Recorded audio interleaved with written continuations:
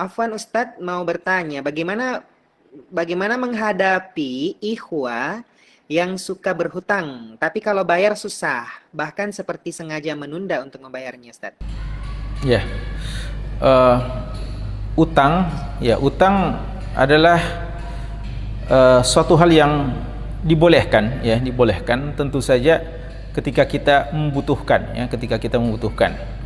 Tapi Nabi kita Shallallahu Alaihi Wasallam mengisyaratkan bahwa utang itu sesuatu yang tidak terpuji, dalam artian bukan suatu hal yang ideal.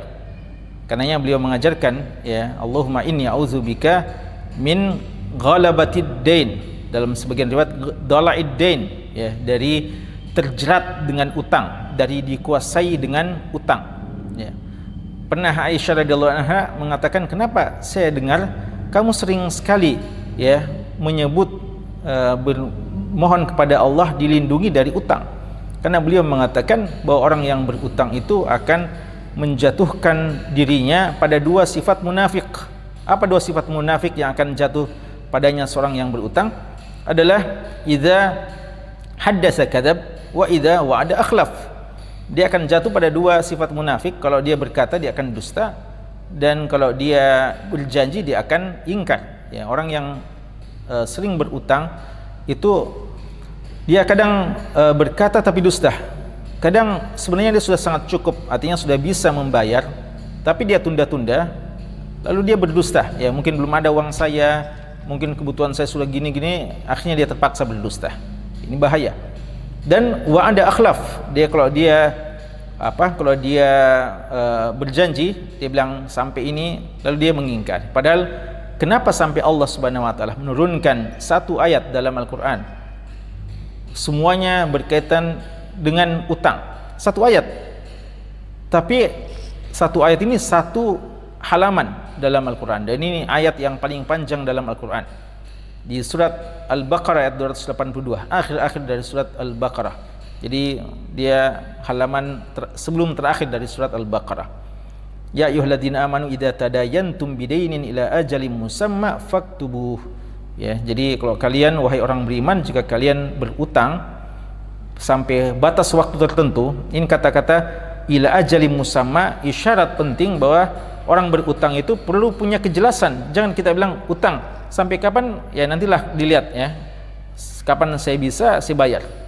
Kita juga walaupun kita seorang yang dermawan, seorang yang baik, seorang yang baik hati, tapi jangan biarkan juga saudara kita jatuh kepada kesalahan. Karena itu walaupun kita seorang yang baik, tapi syariat ini mengharuskan kita untuk mencatat transaksi utang, dan perlu ada batasan waktu yang jelas. Ila ajali musamma faktubuh, tulis, supaya nanti ada batasan kita kapan bisa menagih, kapan kita bisa menagih. Ditulis, Namun ketika sudah sampai waktunya, inilah yang kadang wa idza wa'ada akhlaf, kalau sudah sampai temponya dia mengingkari, dia tidak memenuhi janjinya. Kenapa sampai ada batasan seperti itu?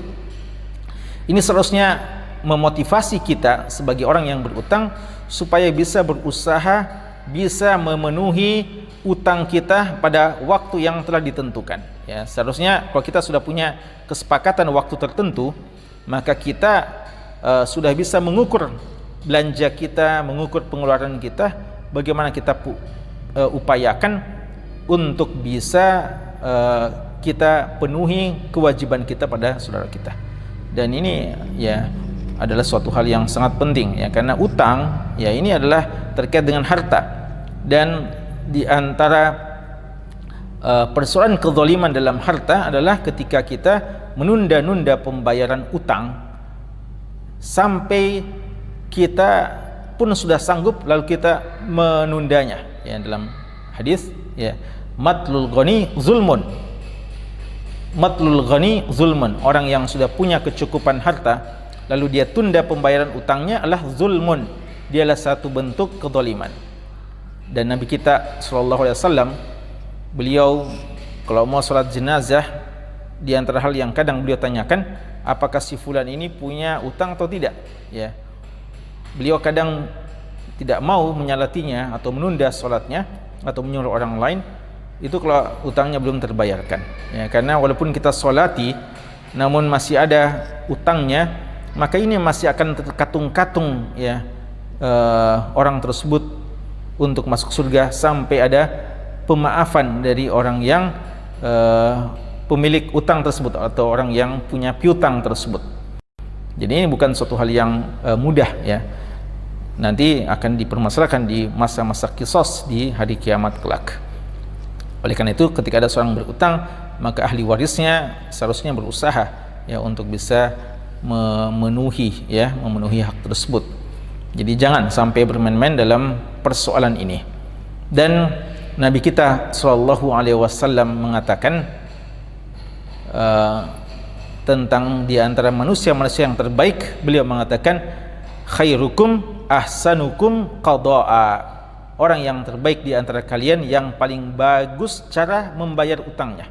Jadi kalau kita punya utang, terlanjur berutang, maka di sini ada peluang bagi kita untuk menjadi manusia yang terbaik. Siapa manusia yang terbaik? Kata Nabi kita sallallahu alaihi wasallam, di antara manusia yang terbaik adalah ahsanuhum qada'a, orang yang paling bagus cara membayar utangnya.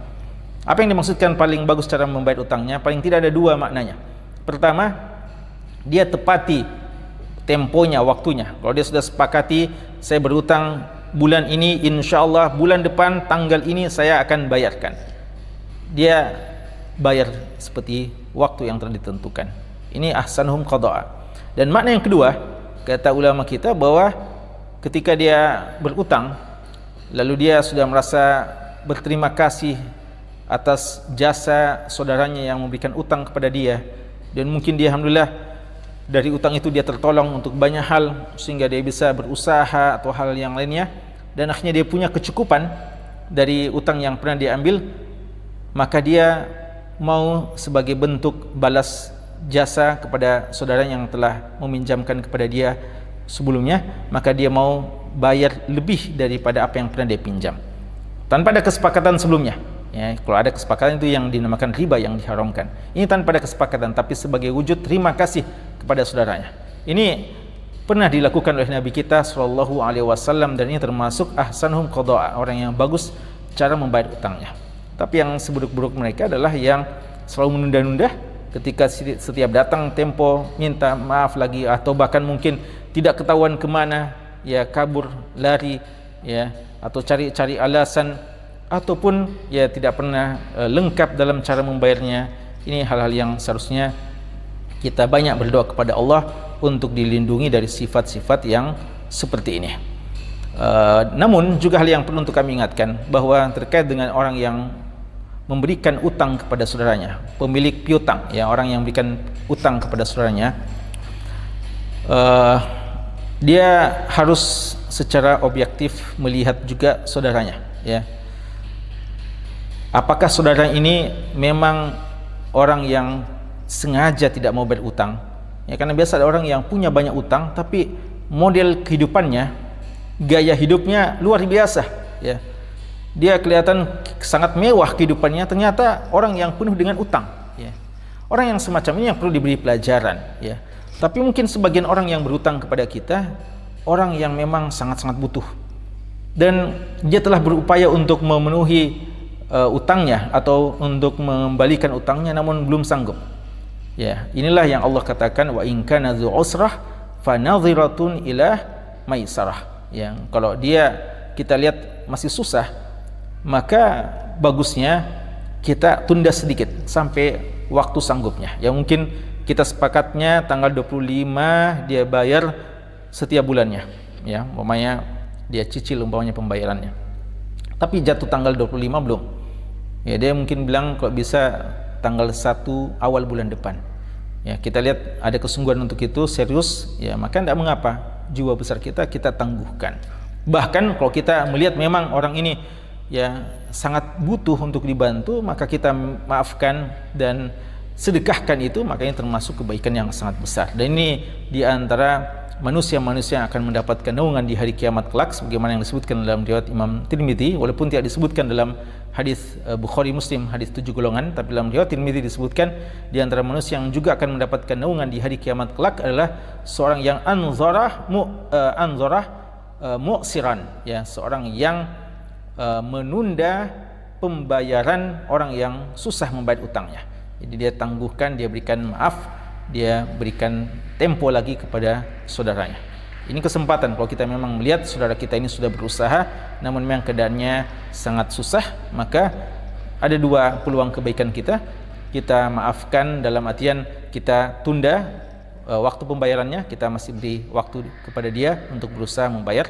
Atau ketika suatu saat kita melihat memang dia sudah sangat-sangat sulit, lalu kita juga tidak terlalu butuh, maka ini kesempatan bagi kita untuk bersedekah kepadanya.